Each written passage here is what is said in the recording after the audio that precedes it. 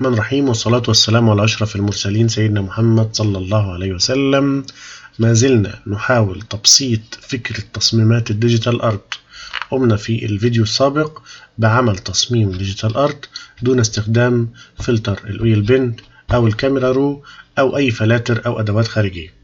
النهاردة هنعمل أكشن يعمل لي الخطوات بضغطة زر واحدة، ولكن قبل ما هنعمل الأكشن لازم الصورة تكون متنعمة كويس، ودي خطوة ما ينفعش معاها أكشن. فلاتر التنعيم بتأثر بشكل سلبي على الصورة، فبلاش فلاتر التنعيم وخلينا في التنعيم اليدوي، وهنستخدم سمادج تول في التنعيم. اللي عايز يعرف ازاي طبعا يقدر يرجع للفيديوهات السابقة. طيب هنعمل ايه دلوقتي؟ هنعمل الأكشن، لكن قبل ما نعمل الأكشن هنخلي حجم الصورة. طبعا ممكن اخش على ايمج ومن ايمج اختار ايمج سايز، هخلي الهايت بتاع الصورة او نخلي المعيار الاكبر. لو الصورة بالعرض هنخلي عرض الصورة، لو الصورة بالطول هنخلي طول الصورة او ارتفاع الصورة هنخليه 40 بالانش، وهنخلي الريزولوشن 150. طبعا في النسخ الحديثة يستحسن ان انا اختار في الريسامبل اختار بريزيرف ديتيل 2.0، وهقدر اتحكم في السلايدر عشان يساعدني في تنعيم البشرة ويخفف النويز. لو في النسخة القديمة ممكن ما تلاقيش فيها، بس لكن مش هتعمل مشكلة كتير يعني. كده احنا كبرنا حجم الصورة اللي احنا هنشتغل عليه. بعد كده هنعمل ايه؟ هنبدأ نشتغل في الاكشن.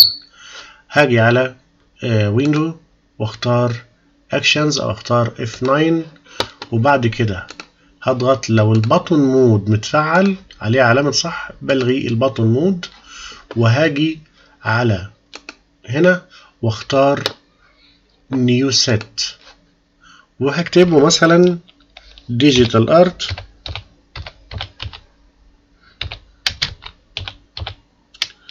without oil bend. ديجيتال ارت without oil bend. هضغط اوكي. بعد كده هاجي هنا تاني واختار نيو اكشن، هخلي مثلا انا هخليه على ديجيتال ارت without oil bend، وهخلي الكي بتاعها مثلا F8، وهخلي الكالر احمر مثلا، وهضغط ريكورد. اول حاجة هنعملها هنيجي على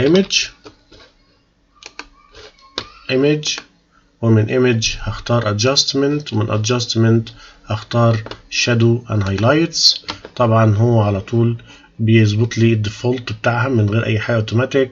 لو انا عايز اغير حاجة طبعا بتبقى جايبالي بس الاختيارين دول، بختار show more options وابدأ اغير في المعايير زي ما انا عاوز، لكن انا مش هغير في المعايير. انا عاوز الصورة كده زي ما احنا شايفين. بعد كده هاجي على فلتر، ومن فلتر اختار شاربن، ومن شاربن اختار انشاربن، وهخلي الحدية مثلا الاماونت 49، الراديوس 4.2، والثريشولد خليها 0 زي ما هي، واضغط اوكي. بعد كده هضغط كنترول جي هيكرر لي اللاير زي ما احنا شايفين، وهاجي على المود هخليه اوفرلاي، وهاجي على فلتر اختار others، ومن others هختار هاي باس، وهخلي الراديوس 3.2 زي ما هو جايبها كده، وهضغط اوكي. الت كنترول شيفت اي جمدت كل اللايرات في لاير فوق، وبعد كده هضغط على فلتر، ومن فلتر هختار شاربن زي ما انا عملت كده. الصورة طبعا الحدية بتاعتها بقت عالية جدا. هعمل ايه؟ هقوم جاي على فلتر، ومن فلتر هختار ستايلايز، ومن ستايلايز هختار ديفيوز، وهختار اخر اختيار وهضغط اوكي. بعد كده ايمج، ومن ايمج هختار ايمج روتيشن، ومن روتيشن هختار كلوك وايز. بعد كده هختار ديفيوز. طبعا هتبقى اول فلتر موجود لان اخر فلتر بعمله بيجيلي في الاول خالص هنا. بعد كده هرجع الايمج مرة تانية وهختار روتيشن كلوك وايز filter diffuse image rotation clockwise filter diffuse image rotation clockwise filter diffuse. زي ما احنا شايفين. نبص على الصورة ونبص على التأثير.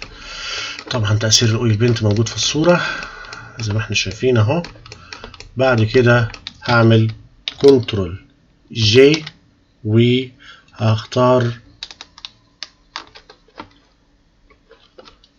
تاني ايمج سايز قبل ما نعمل اي حاجة، وهخلي ال 150 دي 300. يبقى انا بعد ما هعمل الخطوة بتاعت الديفيوز هخلي الريزولوشن من 150 ل 300. الحاجات دي كلها انت مش هتعملها، لكن لو انت عايز تتعلم تعملها الحاجات دي هتبقى اكشن. انت تضغط على زرار هتعمل كل ده لوحدها. بعد كده هعمل كنترول يو، هزود الساتوريشن، وهعمل كنترول جي واختار فلتر، ومن فلتر هختار فلتر جاليري ومن فلتر جاليري هختار ارتستيك، ومن ارتستيك هختار فلترين. الفلتر الاول اسمه دراي براش، والفلتر الثاني اسمه بوستر ايدجز. طبعا هو مش بيجيب لي كده، هو بيدي لي اختيار ان انا اختار فلتر واحد بس. فانا اخترت مثلا البوستر ايدج وخليت الايدج سيكنس 0 والايدج انتنسيتي 0 وخليت البوسترايزيشن 6. بعد كده هضغط على علامة زائد، هيدي لي امكانية ان انا ازود فلتر تاني. فهختار الدراي براش واخلي البراش سايز 2 واخلي البراش ديتيل 8 واخلي التكتشر 1. بعد كده هضغط 1. نبص على الصورة بقى فيه تأثير كأنه سكتش، لكن أنا عاوز تأثير الأويل بينت يزيد. هكرر نفس الفكرة بتاعت الستايلايز مرة تانية، بتاع ديفيوز فلتر، بعد كده ستايلايز ديفيوز اوكي، واتأكد الانتي تروبيك معذرة هو المفعل. اضغط اوكي. طبعا هنا هيبقى ابطأ شويه لان كبرنا حجم الصوره. وبعد كده ايمج، ومن ايمج هختار روتيشن، اختار كلوكوايز، بعد كده فلتر واختار ديفيوز. بعد كده مره تانية هنختار ايمج،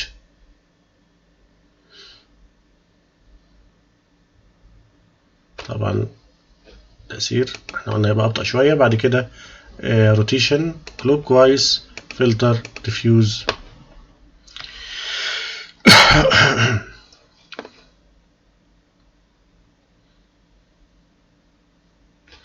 بعد كده image rotation clockwise filter diffuse.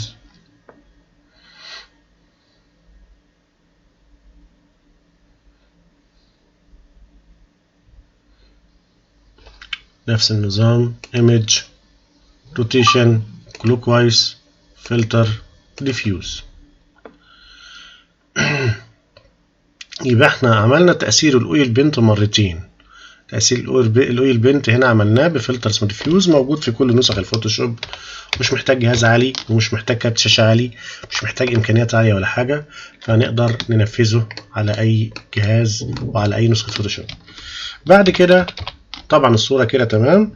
هاجي فلتر مرة تانية واختار شاربن واختار انشاربن، وهزود حدية الصورة شوية وهضغط اوكي. بص على الصورة تمام. ممكن كمان فلتر ودي شاربن للصورة. بعد كده كنترول يو، هزود الساتوريشن سنة بسيطة، وممكن ادي سنة ماجنتا صغيرة خالص كده، يعني كده كويس مثلا، وهضغط اوكي. نبص على الصورة دي، الصورة قبل الايه، ادي الصورة بعد طيب قبل ما نشوفها نبدأ نيجي على الاكشن وهنضغط على علامة وقف التسجيل. كده بقى عندنا اكشن. عايز اصدر الاكشن بره احتفظ بيه، هقف على السيت بتاعها وهقف هنا واختار سيف اكشن. سيف اكشنز واسيفه على الديسكتوب مثلا. كده بقى عندي نسخة الاكشن اللي انا ممكن اعملها على اي نسخة فوتوشوب اخرى. طيب انا عاوز انفذ الاكشن واشوف هل فعلا هو شغال وهل هيديلي نفس النتيجة ولا لا. هنجيب الصورة دي مثلا، الصورة دي، نسخ الصورة. اللي عايز يعرف ده فين، انا شغال، انا بجيب من البنترست عشان محدش يسألني يقول لي الحاجات دي منين يعني.